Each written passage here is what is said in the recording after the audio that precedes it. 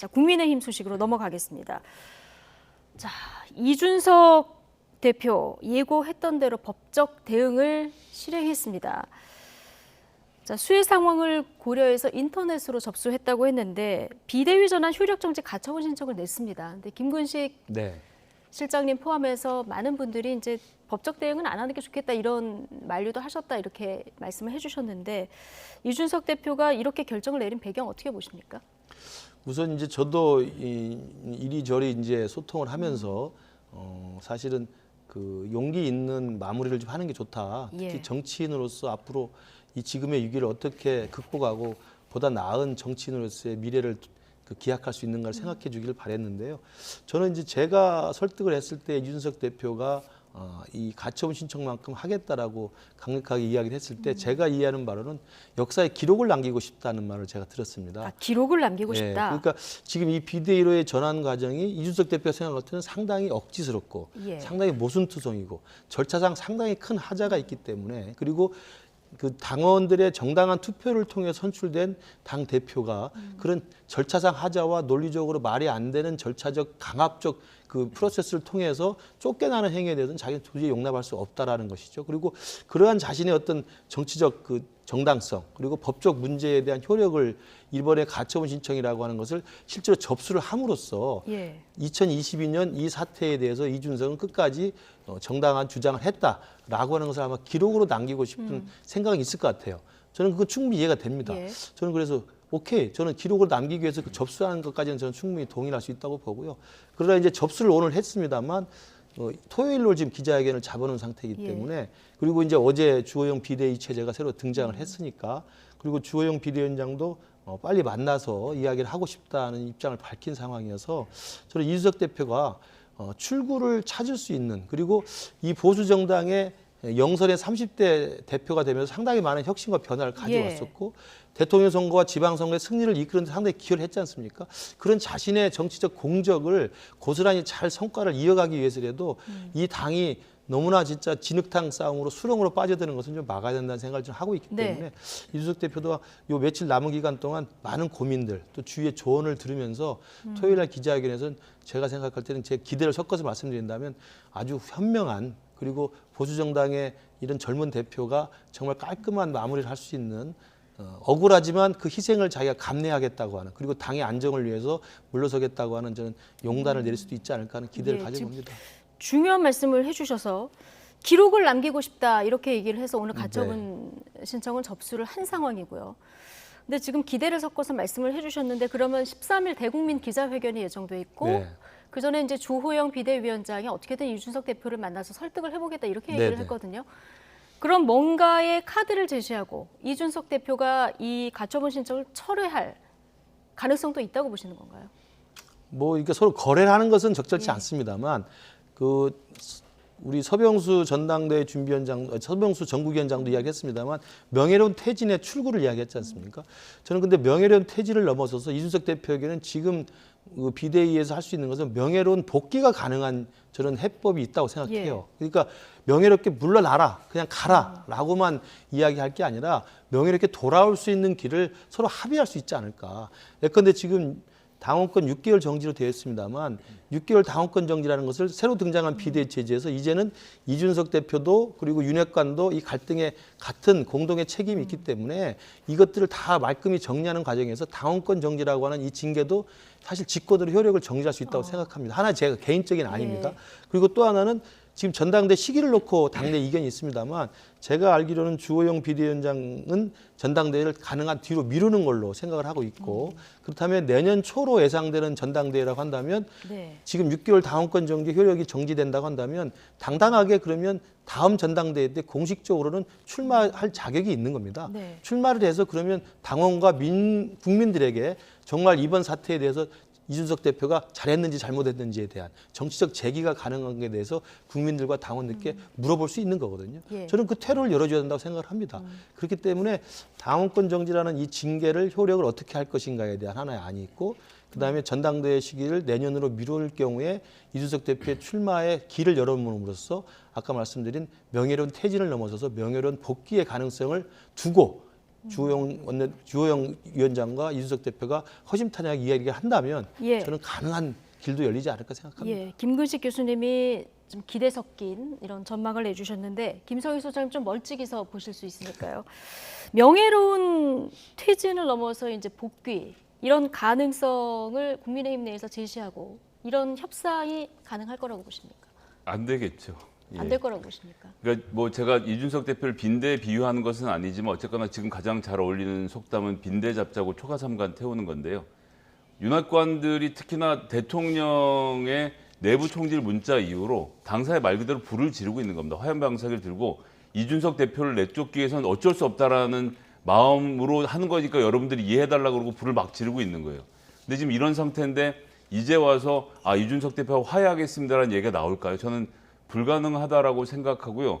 주호영 비대위원장이 어느 정도 권한을 갖고 일을 하실 수 있을지 모르겠습니다만 국회 돌아간 일정을 딱 보면요. 지금 당장 정기국회 때 못하겠다는 말씀에 전 힌트가 있다고 생각하는데요.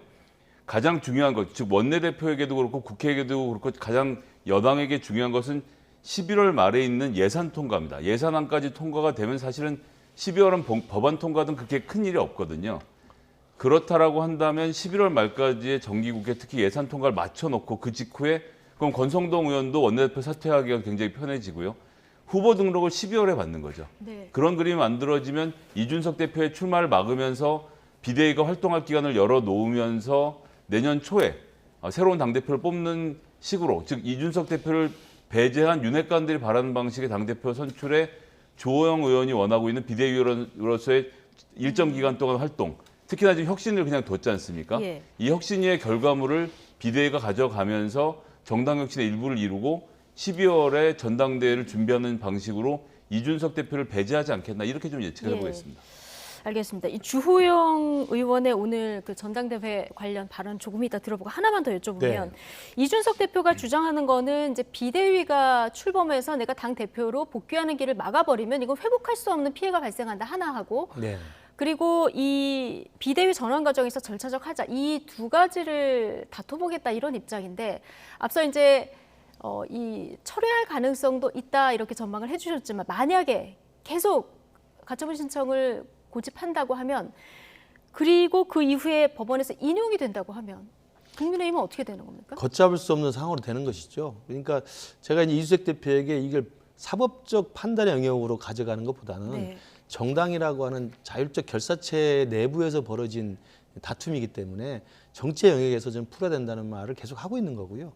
말씀하신 것처럼 정말 오늘 가처분 신청을 했고 토요일 기자회견에서 끝까지 그 입장을 관철시키기 위해서 고집을 한다고 한다면 재판부에서 만약에 신속하게 결정해 다음 주에도 인용이 되거나 기각이 되거나 둘 중에 하나가 될 텐데 그럴 경우에 인용이 되더라도 인용이 된다고 한다면 지금 비대위 체제가 무력화되는 거거든요. 그러면 당이 완전한 권력의 공백 상태가 됩니다. 왜냐하면 최고위가 이미 다 사퇴를 해버렸기 때문에 지금 사실은 그럼 다시 또 권성동 원내대표가 사실상은 또 법적으로 따지자면 그렇게 될 수밖에 없죠. 그러니까 이건 돌이켜서 결국 또 권성동 직무대행 체제로 갈 수밖에 없는 상황이 되는 겁니다. 그러니까 권력의 공백이 장기화되면서 이제는 아무런 책임지는 사람도 없는 상태에서 왜냐하면 6개월 당원권 정지라는 징계 효력은 그대로 가는 거거든요. 그러니까 비대위 구성이 효력이 문제가 있으니까 법원에서 인용을 해서 비대위 구성의 효력을 정지한다 하더라도 이미 윤리위에서 결정한 6개월의 당원권 정지 효력은 그대로 있기 때문에 이준석 대표는 복귀가 불가능한 거예요. 당대표의 직위는 갖고 있지만.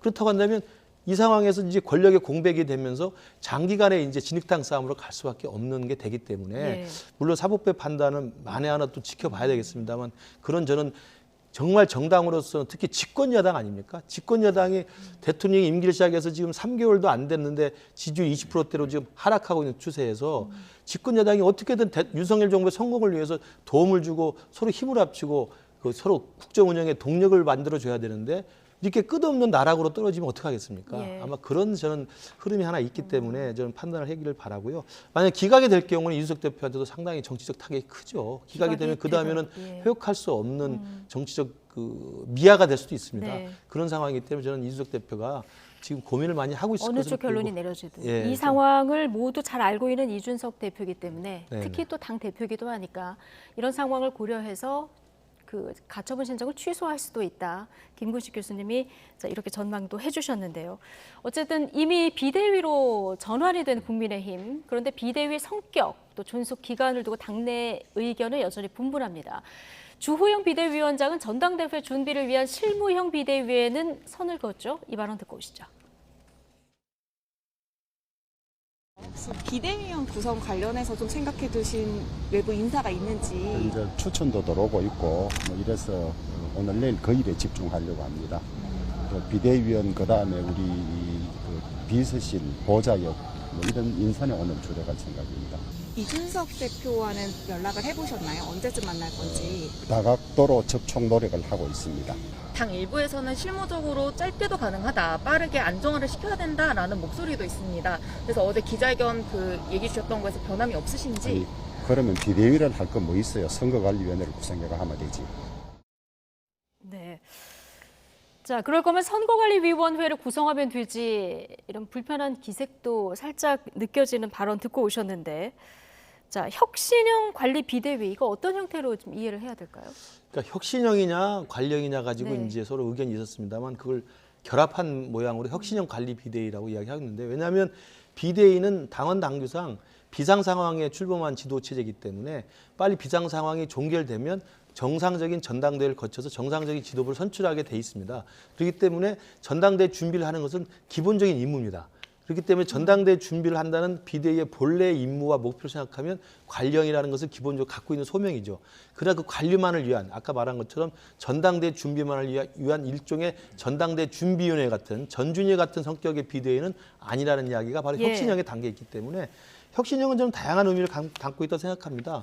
지금 당내 여러 가지 뭐 정치 개혁을 포함해서 당내 문화를 혁신하는 것을 넘어서서 제가 볼 때는 지금 이 분란의 그 기본 본질은 다들 이해하다시피 이준석 대표와 윤핵관 사이에 양보 없는 갈등 아니겠습니까? 그리고 이 집권 여당이 그런 두 체제가 서로 갈등하면서 네. 대통령에게 힘을 실어주지 못하면서 여권 내 분열과 갈등 양상으로 되면서 지지율 하락에 동조를 한 거기 때문에 예. 혁신의 가장 큰 내용은 당내 화합과 일사불란한 집권 여당의 국정 동력 뒷받침입니다. 예. 그런 맥락 생각한다면 지금 이준석 대표는 지금 퇴출됐지만 또 한편으로는 당내에서 적지 않은 분위기가 윤핵관도 이제는 이선으로 후퇴한다는 이야기가 많이 나오기 때문에 예. 저는 주호영 지금 비대위원장이 생각하는 혁신의 가장 큰 그 속마음은 제가 느끼기에는 이준석 대표 체제의 문제점을 빨리 개선해내고 더불어서 윤핵관 체제의 이런 그 이른바 줄 세우기 그리고 예. 윤핵관 체제 호가호의 이런 부분에 대해서 당을 좀 혁신해서 정말 혁신. 정말 예. 진정으로 윤석열 정부에 도움이 되는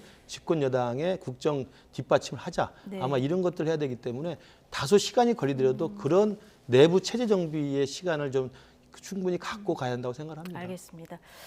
비대위 구성할 때 어떤 인물들이 포함될지 1차적으로 이걸 좀 지켜보면 될 것 같고요. 자, 오늘 이 뉴스도 굉장히 관심 뉴스였는데요. 이준석 키즈로 불리는 박민영 국민의힘 청년 대변인, 윤석열 대통령에게도 쓴소리를 직접 날리기도 한 대변인인데 용산 대통령실에서 근무할 것으로 전해졌어요. 어떻게 보셨습니까? 그러니까 저는 취지는 좋았다라고 생각합니다. 지금까지 거론됐던 인물들이나 특히나 인사 논란으로 여러 가지 이 설화를 겪었던 사람들에 예. 비하면 일단 공당의 정식 대변인이었고요. 이준석 계라는 말도 나오지만 이준석 대표가 뽑은 사람이 아니지 않습니까? 이준석 예. 대표는 제도를 만들어 놓고 그 제도에서 본인이 성취해서 1등을 한 2기 1등으로 지금 기억을 하는데요.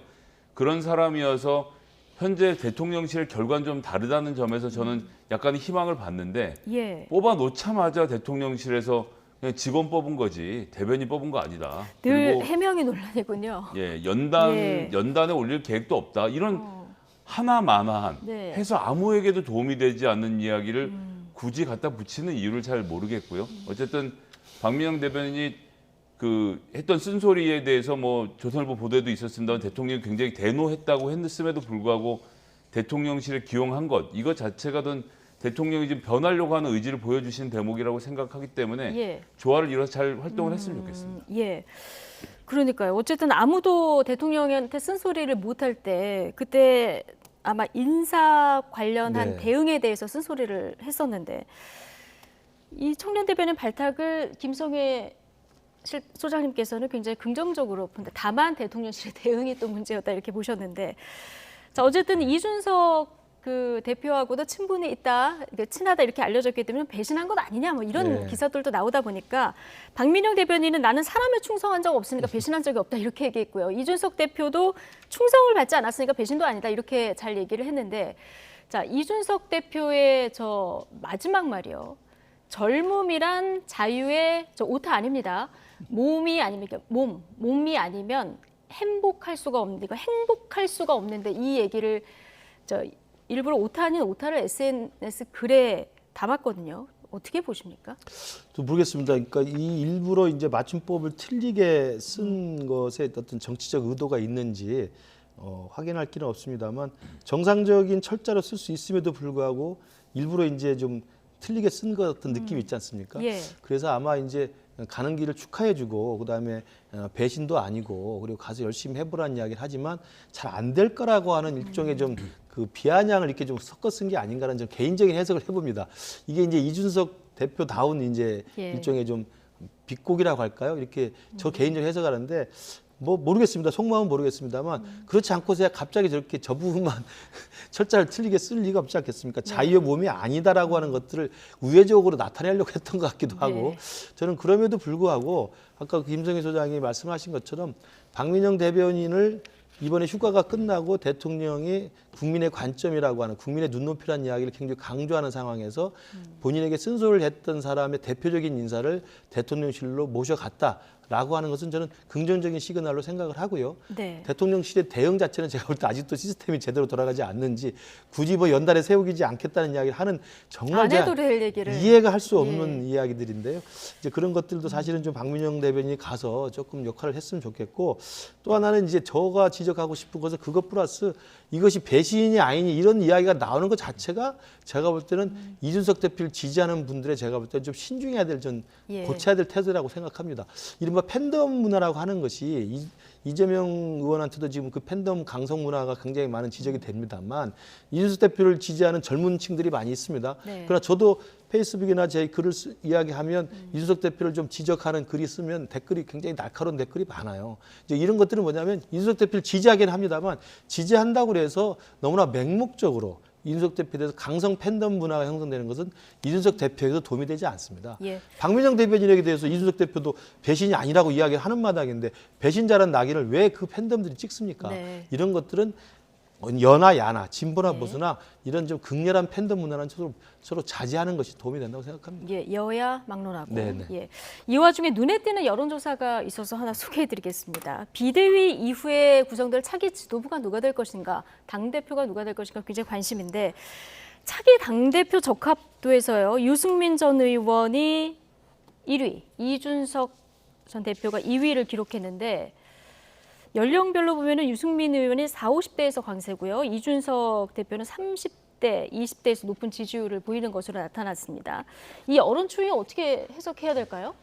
요거 직전에 다른 네. 여론조사에서 그 소위 말하는 여권에서 대선 후보를 묻는 여론조사를 보면 오세훈, 그다음에 유승민, 이준석 이렇게 세 분이 11, 19 굉장히 가까운 퍼센티지 안에서 30%를 예. 점유하고 있었습니다.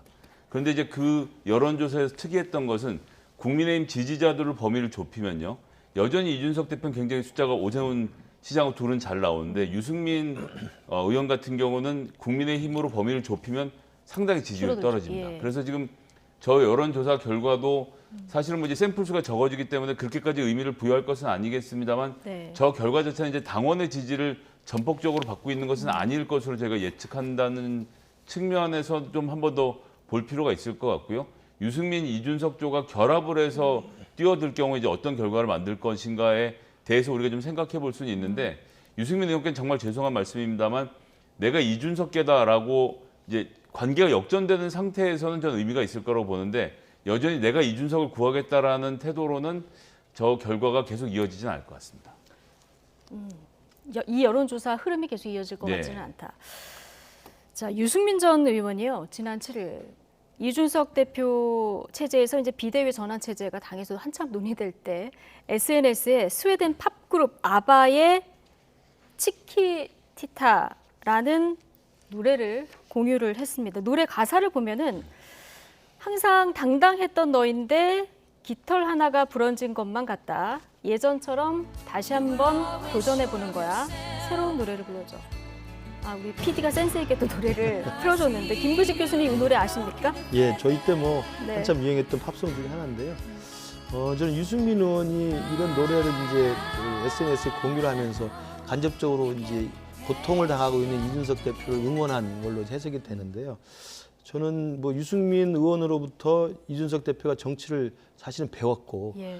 같이 또 그 바른정당과 바른미래당을 같이 했던 정치적인 경로가 있기 때문에 상당히 좀 친화적인 두 분이라고 생각을 하는데 저도 김성애 소장님 이야기하신 것처럼 이번에 오늘 나왔던 여론조사에 당대표 적합도 유승민 의원이 사실상 1등으로 갑자기 좀 눈에 띄게 올라온 것에 대해서는 예. 저는 다른 해석보다도 실제로 이게 실현될 가능성보다는 유승민 의원이 1등, 이준석 그 대표가 2등으로 나온 것은 저는 당대표 적합도가 실제로 실천되고 관철될 가능성보다는 지금의 비대위로 빠르게 전환하는 과정에 예. 대한 일반 국민의 민심이 아, 이게 이제 정서. 부적절하다. 예. 왜냐하면 유승민 23%, 이준석 16.5%면 사실은 거의 50% 가까운 사람들이 이 부분에 대해서 이 사람들 당대표 하다는 이야기는 이게 당원들 민심이 아니고 일반 국민 여론조사거든요. 그러니까 이 시기가 어떤 시기입니까? 지금 최근 한 1, 2주 동안 계속 비대위를 가니 많이 이준석을 퇴출하니 많이 가지고 예. 논란이 벌어진 건데 저는 그렇게 해석을 하고 싶습니다. 국민들이 일반 눈높이에 봤을 때는